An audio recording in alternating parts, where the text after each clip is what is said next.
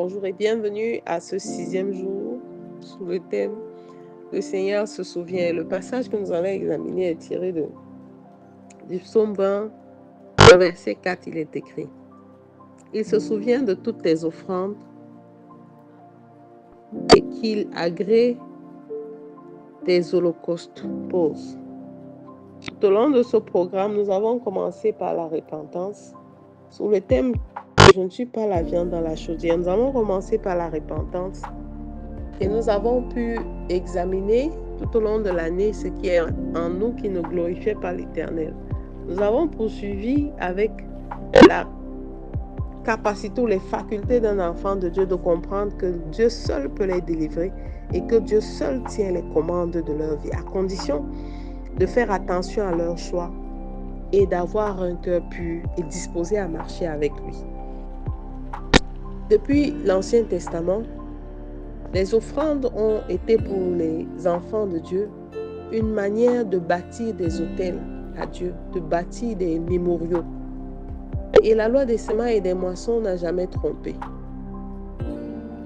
De la manière dont vous donnez, de la même manière vous recevrez. Alors l'âme généreuse et abondante sera toujours bénie.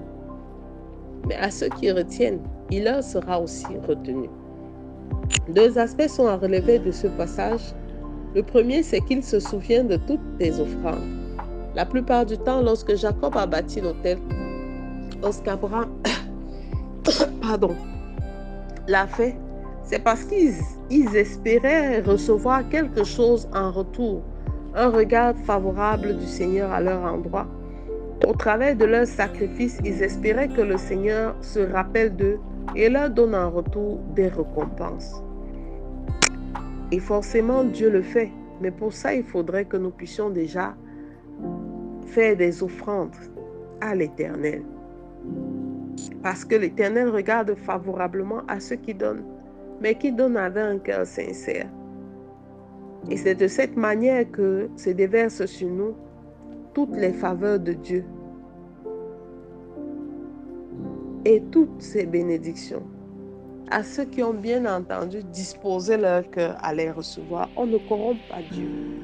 La plupart du temps, nous voyons des gens qui sont en train de prêts ou disposés à s'aimer ou à donner leur dîme seulement lorsqu'ils sont dos au mur, afin que Dieu puisse débloquer une situation en particulier. Bien-aimé, j'aimerais te dire que l'action de s'aimer, c'est un acte d'adoration. Il n'y a pas de condition dans la semence. Cette condition, elle est fixée dans ton cœur. C'est toi qui te dis, voilà ce que je veux donner, comme la Bible dit, selon les dispositions de mon cœur. Ce n'est pas que je vais manipuler le Seigneur avec mon offrande afin qu'il me sorte de cette situation. Non.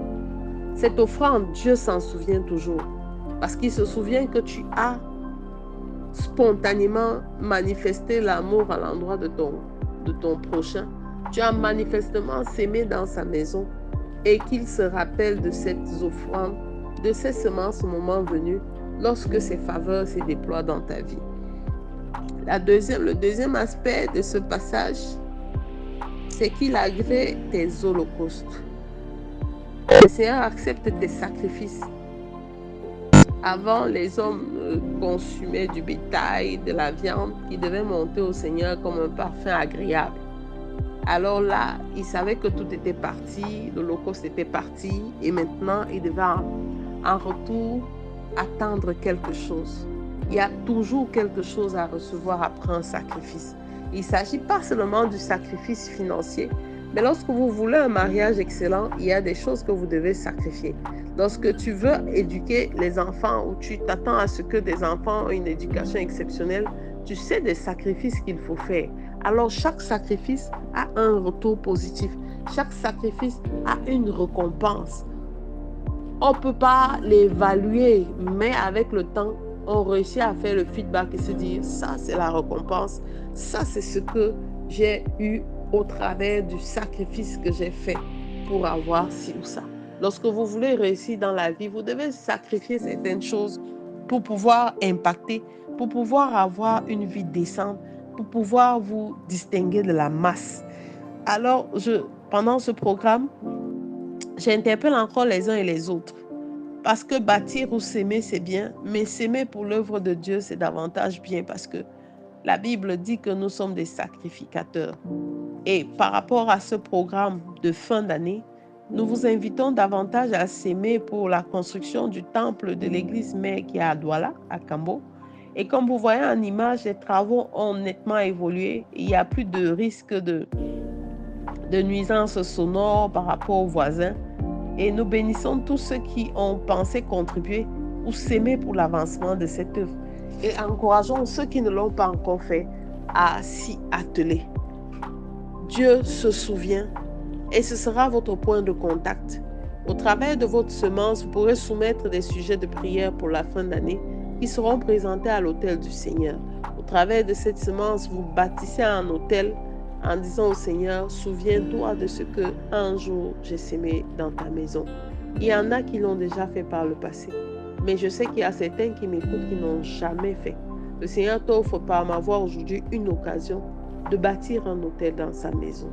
Alors je te recommande de faire cette prière avec moi. Père éternel, crée en moi un esprit disposé, afin que je puisse t'adorer avec tout ce que tu as mis à ma disposition. Que cette année, Père éternel, qui commence de nouveaux auspices. Souviens-toi, Seigneur, de chacune de mes offrandes, de chacun de mes sacrifices. Au nom de Jésus-Christ, nous l'avons prié. Amen, amen, amen.